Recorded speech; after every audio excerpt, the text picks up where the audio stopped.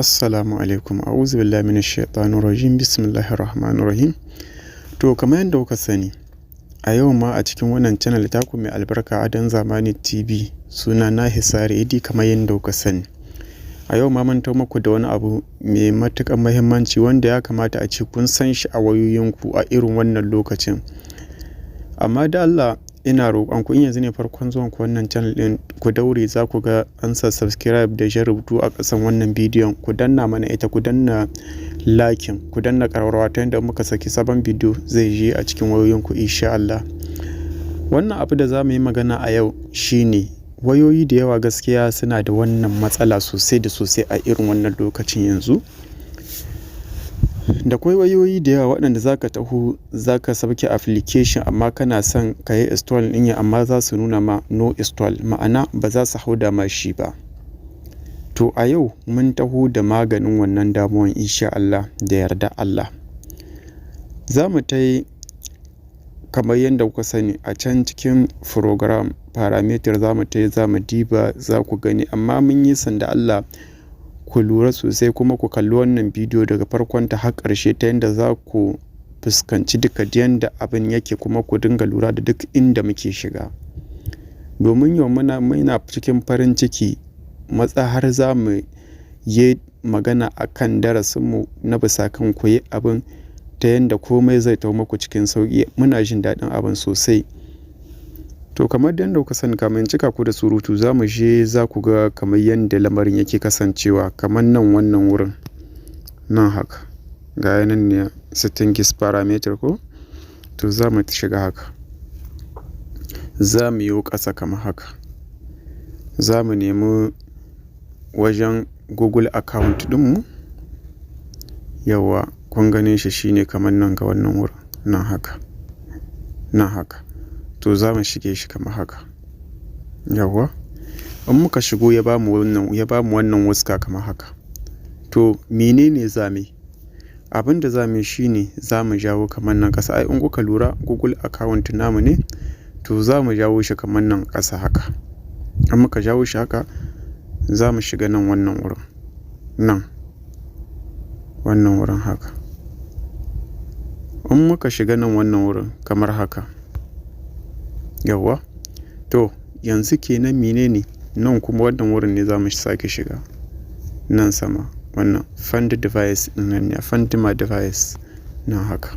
Yawwa to in ka shigo a nan wannan wurin za ka ga can sama daga wannan wurin za ka gane shi buɗe, yana kasancewa a buɗe. To za ka rufe shi kamar haka. In ka rufe shi kun ga ya rufe. To amma da yake nuna muku ne za mu ba ma buƙatar wannan a yanzu, domin wanda a lokacin da application ne baka matsala nuna ma cewa no update, to a wannan lokacin no install, a wannan lokacin ne za ka yi amfani da shi. To mu za mu buɗe namu kamar haka. To in ka rufe insha Allah kamar yadda za mu koyar, kai rufewa za ka yi. In ka rufe shi kamar yadda na nuna muku, to yakin nan bayan ka rufe shi za ka yi return daga nan sama wancan wurin, sai ka shiga nan wannan wurin a nan ƙasa haka. Ga yanan wurin Google Play za ka shiga kamar haka.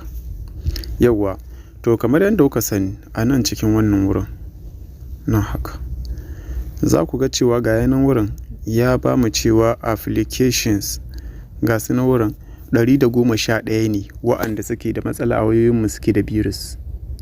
Yawwa to kenan menene shi mahimmancin ka rufe wancan wurin a ɗazu da muka nuna maku.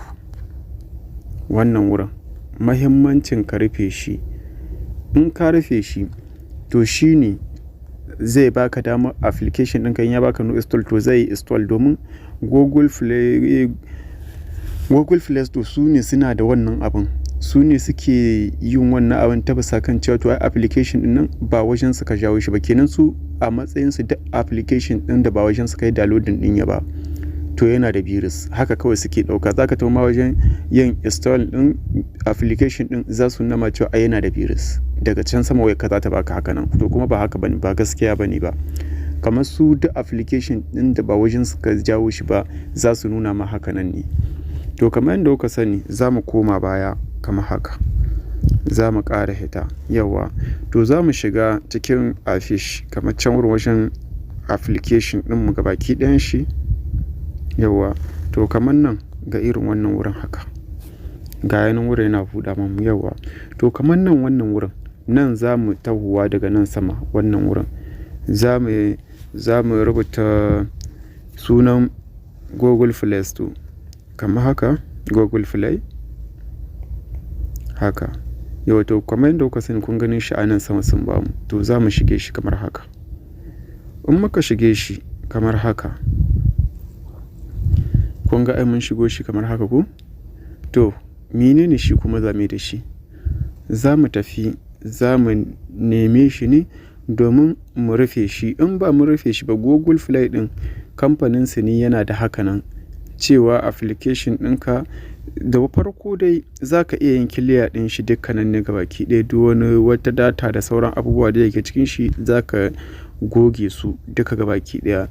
Bayan ka goge su kamar yadda kuka sani bayan ka goge su duka gabaki ɗaya nan wannan wurin da nan wannan wurin za ka iya danna su inda kuka ga abin ga ɗan hannun mutum a saman su waɗanga biyan duka. To kamar yadda kuka sani za ka iya goge su za ka iya dannawa kai a nan wurin za ka goge saboda application ɗin naka. In ba ka yi haka nan ba to tabbas ba zai yi ma installing ba.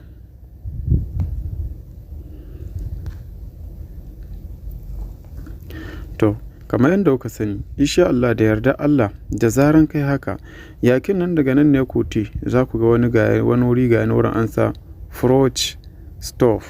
To za ka iya dannawa a nan wannan wurin saboda menene ba don saboda komai ba saboda ka tsaida shi za ka danna OK a nan wannan wurin. In ka danna to kenan za ka tsaida shi.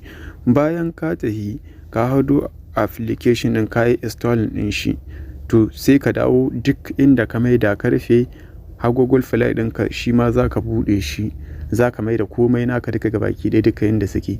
Kenan menene application ɗinka da ja ya zama already a kodo lokaci za ka iya aiki da shi ya riga ya hau kan wayarka. Da zaran ya baka no install to za ka shiga wannan wurin da mun nuna daga baki ɗaya da in ka gyara shi kamar yadda muka yi bayani insha Allahu application ɗinka zai yi install zai hau ga wayarka lafiya lau.